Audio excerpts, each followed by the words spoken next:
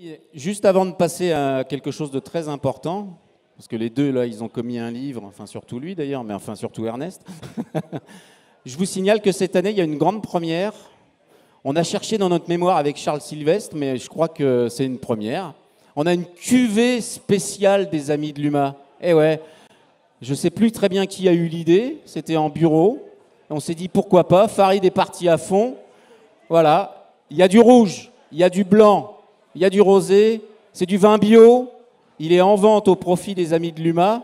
Et tenez-vous bien, l'étiquette est historique puisque évidemment, c'est un dessin d'Ernest Pignon-Ernest. Voilà, donc n'hésitez pas à acheter cette cuvée. Franchement, il est bon, hein.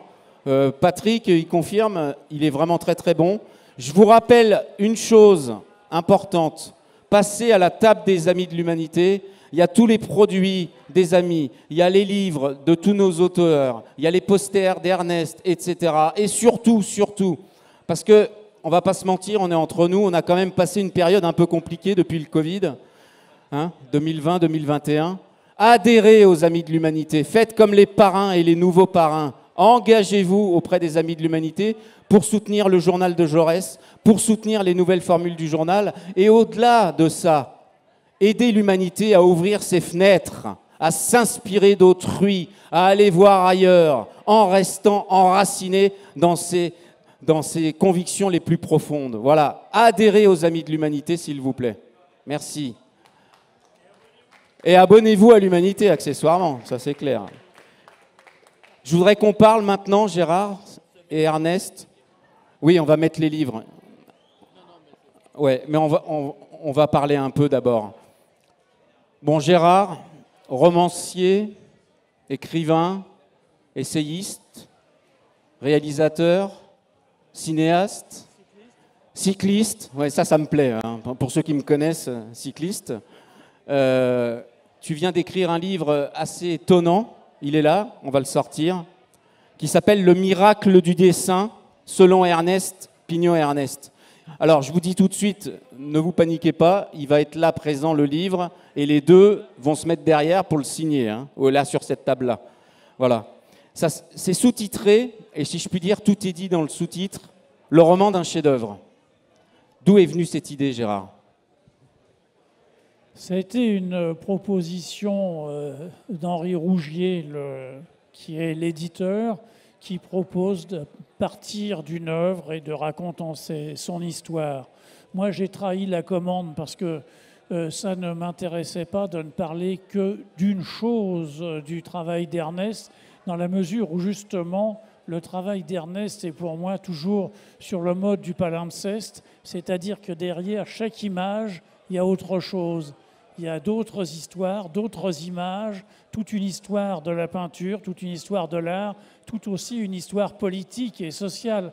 Et donc, je ne voulais pas me limiter simplement à cette image absolument fantastique de Pasolini portant son propre cadavre, mais je pense que c'était important de regarder cette image-là dans la perspective de l'ensemble du travail d'Ernest.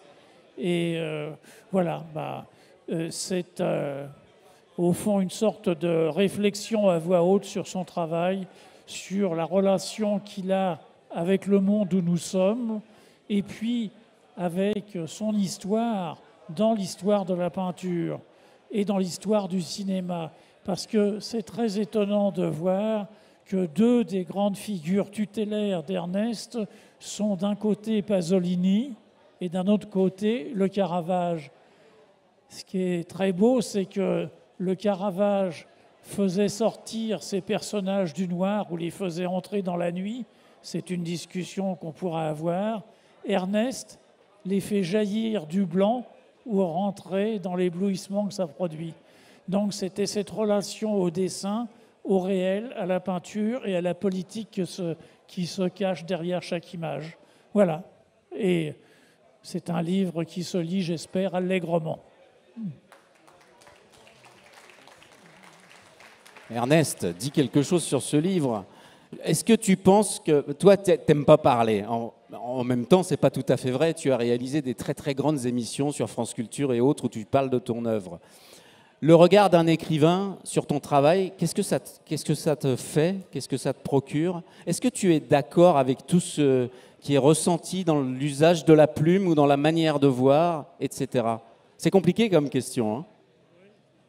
Non, c'est trouble, parce qu'en même temps, je dis non, c'est trop, il exagère, quoi. Je lui ai dit d'ailleurs, j'ai le sentiment, non, ça me met à la fois, ça m'éclaire sur des choses, parce qu'il y a l'intelligence de son regard qui vient de ses pratiques multiples, du cinéma, donc son appréhension des images qui est très complexe, qui est pas simplement celle des gens des arts plastiques, de la peinture. Il a un regard, un imaginaire et une poésie qui est différent. Donc ça, je veux dire, ça me nourrit, ça me touche beaucoup, mais en même temps, je suis troublé tout le temps, comme gêné, comme si j'étais illégitime, comme si c'était trop, quoi.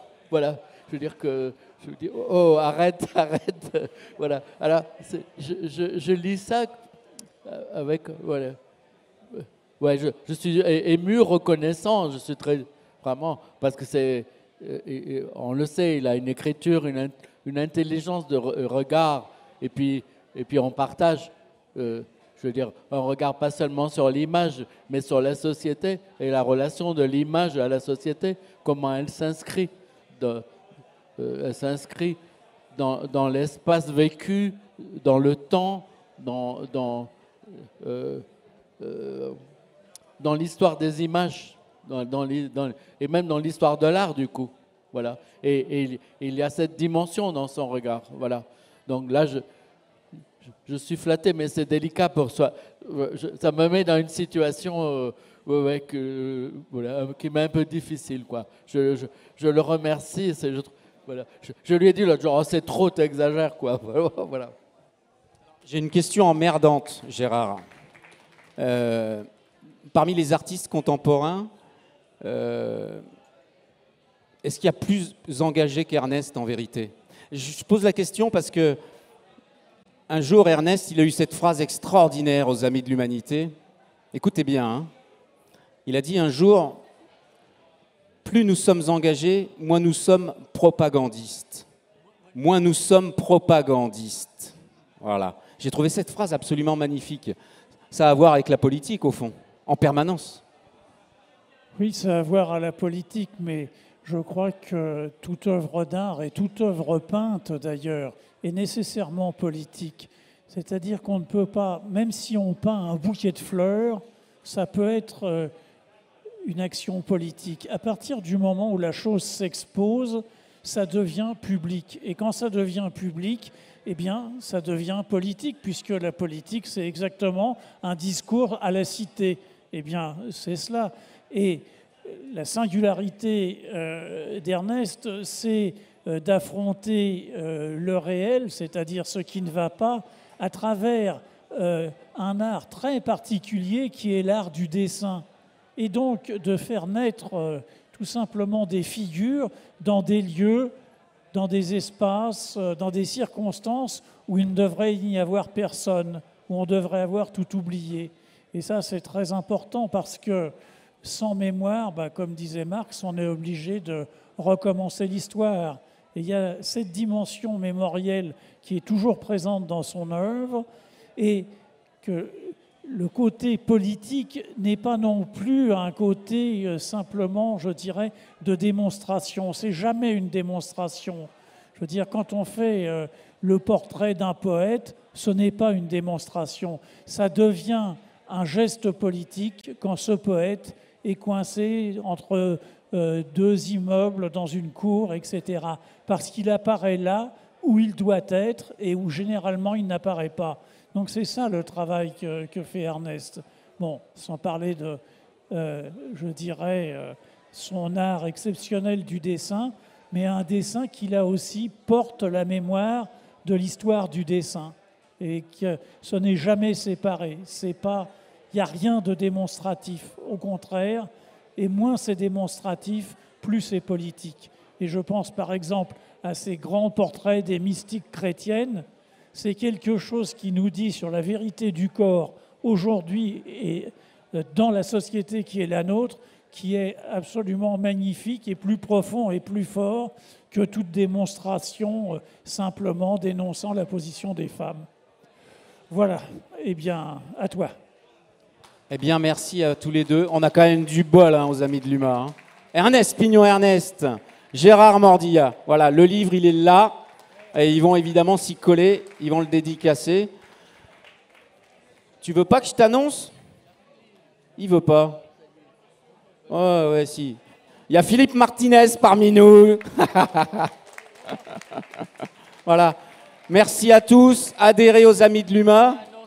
Je vous invite à découvrir la serre. Je vous invite à découvrir, à venir leur poser plein de questions. On parle de la guerre d'Espagne, la reconstitution des brigades. Voilà.